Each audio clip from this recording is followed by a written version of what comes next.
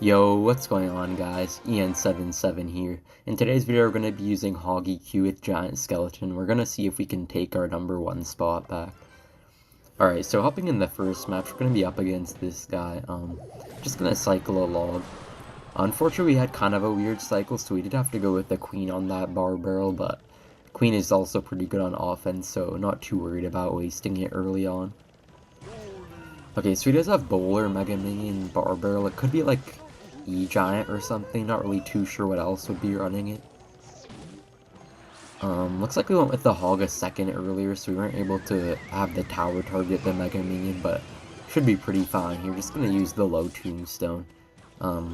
So yeah, if he goes with like an E-Giant, it will still get pulled by the Tombstone.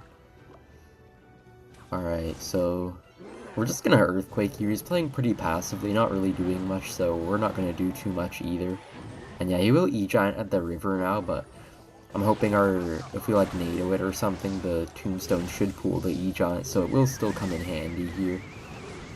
Yeah, just gonna like bring the E-Giant to the middle to get pretty easily countered by our towers. And Giant Skeleton also gonna kite the baby dragons, so we're gonna get a really clean defense right there. Alright. And yeah, Tombstone is pretty good against E-Giant, honestly, because it's like a spawner, technically, so like it doesn't shoot the E-Giant back, so when the E-Giant can't like shock a building, like with its stun mechanic, then it usually takes like super long to kill it, so then the towers can just finish it off really easily. And also it's only 3 elixirs, so they almost always would have to like overspend a ton to counter it. Like if they wanted to lightning, that would just be like a crazy negative elixir trade, so yeah. So he's just gonna lightning our queen here, so I'm just gonna Giant Skeleton to tank this. We're up a few elixir here, so no reason to not start a push, and maybe we can get some good chip damage, or at least force out some elixir. Okay. I actually got like a pretty good NATO off there. I think that Giant Skeleton would have would have hit his tower, but I'm pretty sure, yeah, his Goblin Cage was actually like placed in a way that stopped it from happening, so pretty well played by him there. But he will go with the E-Giant here, so we're just gonna Giant Skeleton Hog. Unfortunately, the Hog Rider does go in front, but honestly, I don't really care too much. At least we're gonna get one hit. And yeah, if there's like troops in front of the tower and you have like a Giant Skeleton down, it's usually always a good play to try to just like NATO them back. And I did use the Queen there, predicting that he might go for a lightning, so it was pretty good value for us there. Pretty nice timing as well. And yeah, we defended his push really easily, so I'm not afraid to go a bit aggressive here, because I know we can lean on our defensive cards pretty nicely. He can only really get like lightning chip damage, it seems, so far, so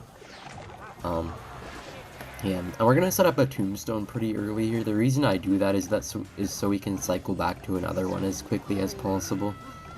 Unfortunately, the Goblin Brawler does go back and kind of kill that Hog Rider, but I'm thinking that our Giant Skeleton should be able to just finish off most of the stuff with the Death Bomb.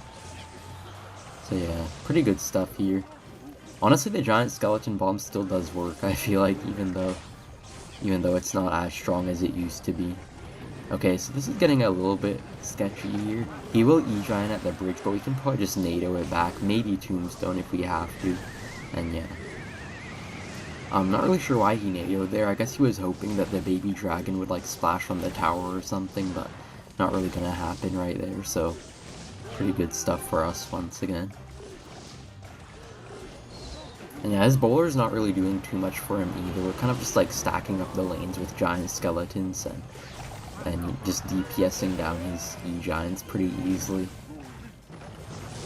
And yeah, we always like to go with those really high building placements against E-Giants, that way they can't lightning the tower and whatever building I end up using, so yeah, really perfect placements as well right here. So we're just gonna go all in with the Giant Skeleton Hog. Not even worried at all about defense, because we can pretty much fully counter his E-Giant with just a Tombstone if it comes to it, basically, so yeah. He will go with the lightning there, but Queen gonna finish off that E-Giant pretty nicely, and yeah, pretty easy win here actually. I feel like Tombstone kind of carried, so that's gonna be GG.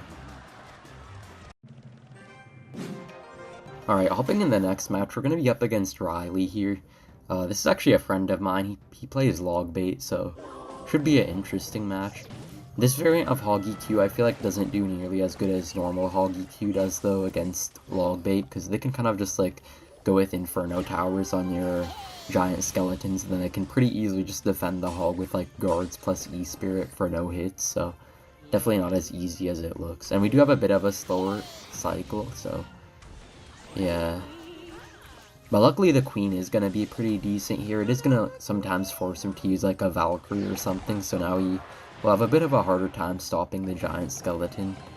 And yeah, he is going to go with an Inferno Tower there, but now he doesn't have it for the Hog. I feel like Logbait is a lot easier with this deck if they have Goblin Gang though, because if he had like Goblin Gang right now, I could just go with like a Hog when I cycle back to it and then just prediction log his Goblin Gang. But when they have guards there, you can't really prediction them very well. Alright, so we're going to take the King Tower activation here, because we do have a bit of a slower cycle, so sometimes we may have to eat some barrels, so I feel like it's always a good idea to get that King activated, even if you already have like a log in your deck and all that stuff. Alright, so guards are going to serve him really well here. Do a really good job against the Queen, but we did outcycle his Inferno Tower, so Hog is gonna get a couple nice shots there, which puts us in a pretty good spot actually. And yeah, so he does go with the Princess at the bridge, but we are a bit low on elixir, so I'm honestly just gonna log that away, and he will go with guards here, going really aggressive, so I'm actually gonna have to EQ on defense, unfortunately. Okay, we'll go with an aggressive barrel there, but as you can see, the King Tower being activated really helps, and I'm actually gonna go with the Hog right away here, because I know he used the barrel as 0 elixir, so I'm pretty sure he has like no elixir to defend the Hog right now. We're just gonna NATO that Valkyrie back just to maximize the amount of damage we can get here. I'm gonna go with the low Queen as well. Don't really care if the Valkyrie gets a few chip shots on that tower, because it's our weak side tower anyways. And yeah, we can kind of just like EQ cycle him here, get a few Hogs, get a few EQs, and maybe a few Queens we can try to pressure him with. I'm gonna actually Giant Skeleton plus Hog here, because he will have to spend a good amount. And we did actually get one really nice Queen shot there.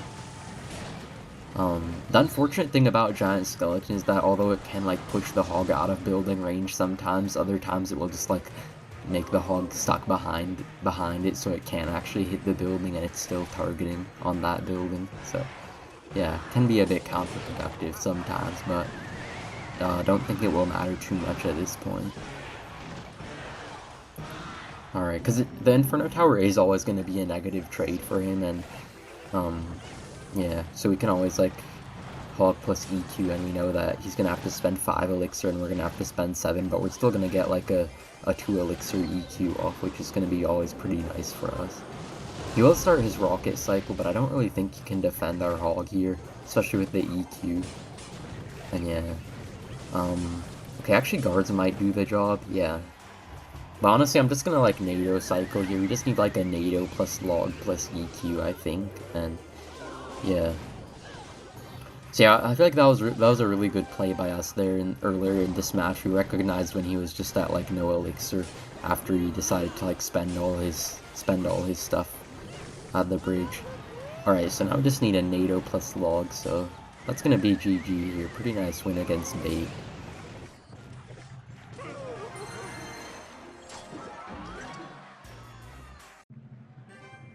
Alright, hopping in the next match here, we're gonna be up against this guy. I know this guy used to play E-Giant a lot. I do know this guy, but haven't seen him too much recently, so not sure what he might be running now.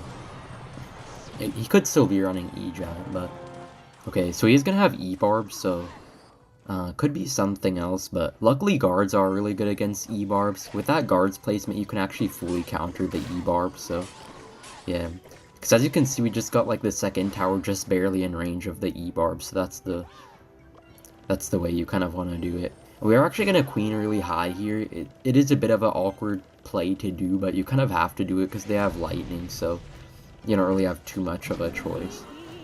Honestly, Golem isn't too easy for this deck. It can be a bit difficult just like DPSing down their air units, especially because they can just lightning your Queen and then you're kind of left with not really anything against air. But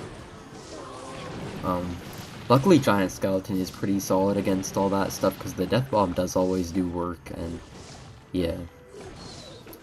So it ended up pretty good for us, actually. Only took one baby dragon hit. You kind of have to be pretty aggressive in this matchup, though, because if you just, like, be passive and let them build up their pushes, they're just gonna overwhelm you eventually, so sometimes, like, right before double elixir, you just want to go in with, like, a queen or, like, a giant skeleton plus hog as they go with their golem. Alright, so we are gonna queen at the bridge on the left lane here. Don't really want to, like, let him have that opportunity to build up the golem push once again. Okay, unfortunately the queen will come down a little bit late with the ability there, but shouldn't matter too much. I mean, we could have prevented one E-barb hit and maybe had counter pushing guards though, so not great for us, but stuff happens, I guess. We're just gonna set up an early tombstone here. Might want to stack tombstones if he decides to lightning the first one. We're just gonna go aggressive here, no reason not to. So yeah, he will have to spend quite a bit on it. We can just go with the queen ability here. Oh wow, our giant skeleton death bomb actually hit the tower. I wasn't even expecting that. Okay, now we just have to focus on defense, but shouldn't be too hard. I mean, the thing is, you don't have like the best defense ever, but you can pretty safely defend their pushes at least decently, because you just see how much value the giant skeleton death bomb gets. And yeah, we had a really nice NATO there, bringing everything into the center to allow both towers to hit. And wow, he does actually have E-drag here, so we could have actually played our queens a lot lower the whole match, but I wasn't really expecting E-drag, because almost everybody runs the deck with lightning. Yeah, gonna be a pretty good win here, and honestly Giant Skeleton is pretty strong against those E-drag decks as well, so I guess not a half bad matchup.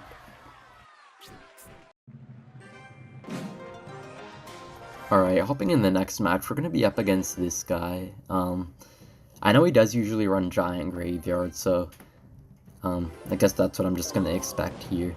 It's always an interesting matchup. I feel like you kind of just have to like play it in a really interesting way. I feel like you can't really be too aggressive with your hogs early on. You kind of have to just like go with the flow. But we will go in with the hog there, because we did have some counter pushing skeletons, so I feel like that should be able to DPS down his Dark Prince pretty decently. And we're just gonna queen here, because his Dark Prince is pretty low on health. It will probably get a charge on the queen, but not gonna finish it off, so looking pretty decent here for us. And we're actually gonna Giant Skeleton at the bridge here, because he has no Dark Prince in cycle, so I'm not really sure what he's gonna do.